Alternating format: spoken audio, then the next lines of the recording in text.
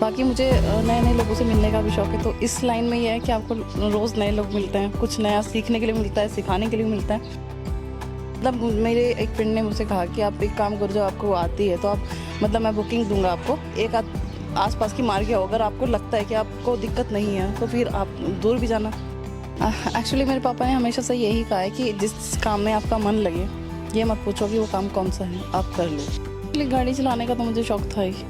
Actually पहले मैं private गाड़ी थी मेरे पास, वो मैंने कमर्शियल नहीं कराई थी, मैं प्राइवेट बुकिंग लेके जाती। ओला में अगर आप लगाए तो शायद 6 महीने हो गए होंगे जी। हमने ओला बुक की थी, नंबर कहीं और लग गया। मैंने नहीं सर, ओला में ही लगाया आपने नंबर।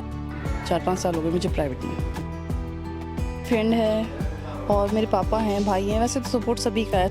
12 दिन गई थी मैं, 12 दिन के बाद मैं गई नहीं। उनके फ़ोन भी आए, मैंने कहा मैंने सीख ली जितनी सीखनी थी। दिल्ली में भी आज तक अभी हमने देखी नहीं है लड़कियों को गाड़ी चलाते हुए। कहीं भी ले जा लो, कोई प्रॉब्लम नहीं है। नमस्कार, मैं अरुण सैनी, आप देख रहे हैं वॉइस ऑफ उत्तराखंड, सच की आवाज। जब मन बना लिया हो ऊंची उड़ान का, फिर कद देखना फिजूल है आसमान का। ये कहावत सिद्ध कर दी है उत्तराखंड के देहरादून में रहने वाली इमराना ने। इमराना देहरादून की महिला टैक्सी ड्राइवर है और अपनी गाड़ी से इमराना देहरादून ही नहीं बल्कि पूरे उत्तराखंड और साथ ही साथ अन्य राज्यों में भी अपनी गाड़ी से रास्ते नाप रही है और अपने हौसलों को उड़ान दे रही है।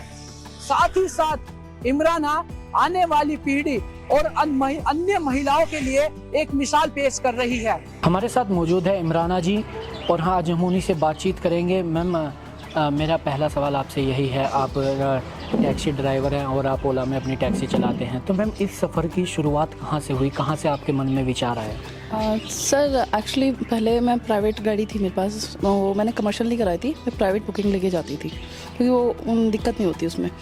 फिर मुझे पता चला कि ओला में भी मतलब मुझे पहले पता नहीं था कि ओला में लेडीज़ ड्राइवर भी चला सकती हैं।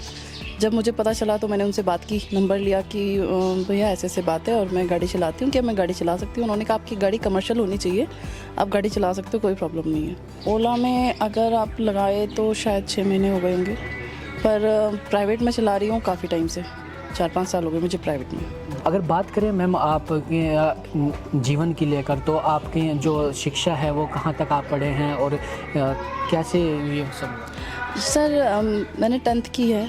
मेरी मम्मी की एक्चुअली तबीयत ख़राब हो गई थी, मैंने 12th के पेपर दे नहीं पाई थी। मैं पढ़ाई करी थी पर पेपर के टाइम पे मैं जा नहीं पाई, तो मैं इसलिए 10th ही बताती हूँ क्योंकि जब पेपर ही नहीं दिए। फैमिली की अगर बात करें तो फैमिली में आपकी कौन कौन है?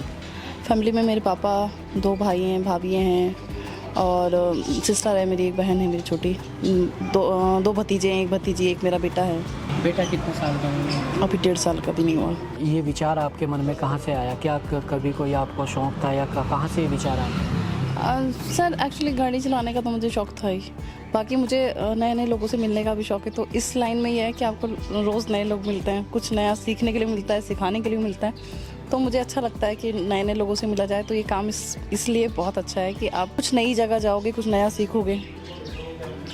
ये गाड़ी चलाने, जब से आप गाड़ी, आपने बताया प्राइवेट गाड़ी आप 5-6 साल से चलाते हैं, इससे पहले मैम आप क्या करते थे? इससे पहले मैंने एक्चुअली पार्लर का काम भी मैंने किया है, मेरे पास पार्लर था मैंने, पर उसके बाद फिर मेरी मम्मी गुजर गई तो मैंने पार्लर बंद कर दिया, घर पे टाइम नहीं दे पा रही थी। उसके बाद बुटीक किया, गारमेंट्स का काम किया, रेडीमेड गारमेंट्स, काफ़ी मतलब 2-4 महीने तो बहुत अच्छा चला। उसके बाद ऐसा हुआ कि मेरे पाँव में चोट लग गई, मेरा पाँव फ्रैक्चर हो गया, तो मैं टाइम नहीं दे पाई। 2-3 महीने में बेड रेस्ट पे रही, तो मतलब कर नहीं पाई, तो उसमें भी मतलब वो नहीं चला, तो फिर वो भी बंद करना पड़ा। तो उसके बाद फिर मैंने कुछ नहीं किया, अपनी गाड़ी ली और अपना चलानी शुरू कर दी। मतलब मेरे एक फ्रेंड ने मुझसे कहा कि आप एक काम करो, जो आपको आती है तो आप मतलब मैं बुकिंग दूंगा आपको, एक आस पास की मार के आओ, अगर आपको लगता है कि आपको दिक्कत नहीं है तो फिर आप दूर भी जाना। तो इस तरह से सफ़र शुरू किया और आज कहीं भी ले जा लो, कोई प्रॉब्लम नहीं है। गाड़ी चलाने का जब आपके मन में पहली बार विचार आया तो आपने अपने घर बात करी होगी, अपने पिताजी से बात की होगी, तो मैम फिर उनका क्या रिस्पॉन्स था जब आपने पहली बार अपने पिताजी से कहा कि पिताजी मुझे गाड़ी चलानी है? एक्चुअली मेरे पापा ने हमेशा से यही कहा है कि जिस काम में आपका मन लगे, ये मत पूछो कि वो काम कौन सा है, आप कर लो।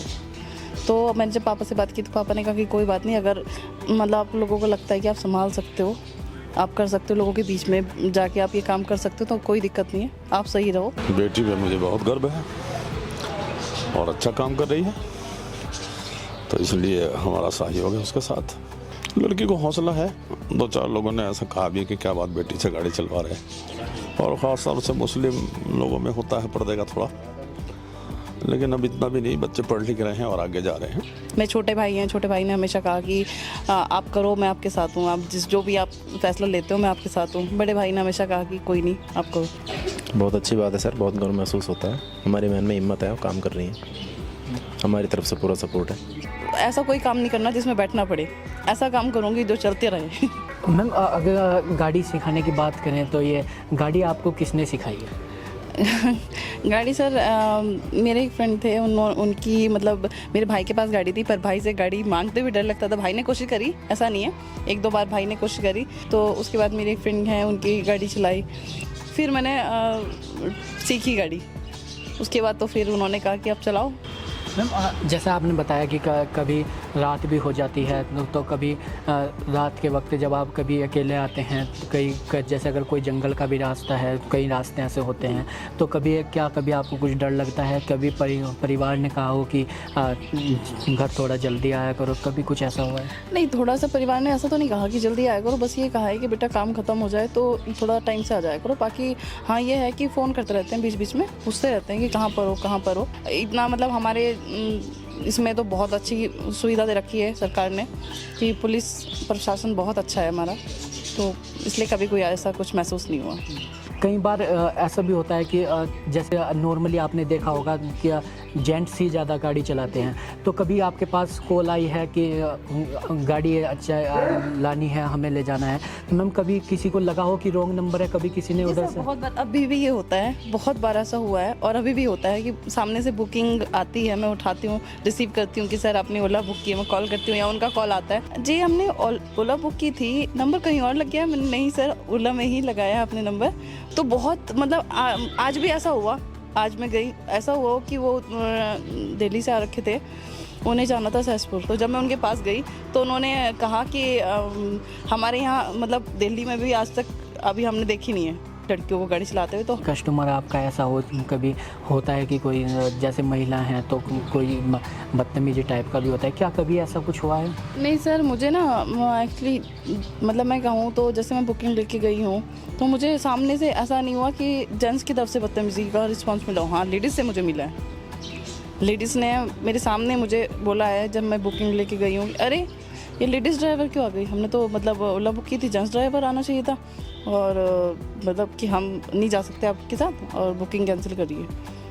तो हुआ है मेरे साथ ऐसा, पर मुझे कभी जेंट्स के मतलब तरफ से ऐसा नहीं हुआ। उन्होंने बल्कि हमेशा ज़्यादातर मुझे सब ऐसे ही मिले हैं कि उन्होंने कहा है कि आप आगे बढ़ो, बहुत अच्छा काम कर रहे हो और हम सपोर्ट कर रहे हैं आपको, कि हमें खुशी हुई कि आप मतलब ऐसा नहीं कि सभी औरतें ऐसी होती हैं, सभी लेडीज़ ऐसी मिलती हैं, पर कुछ मिली हैं मुझे ऐसी। जो महिलाएं आपको देख रही हैं या जो लड़कियां आपको सुन रही हैं, उन्हें आप क्या कुछ संदेश देना चाहेंगे आगे उनके करियर को लेकर? सर मैं तो यही संदेश देना चाहती हूँ कि देखो, आप किसी की परवाह मत करो, दुनिया की परवाह मत करो, जो आपके मन में आता है, जो आप करना चाहते हो वो कर जाओ।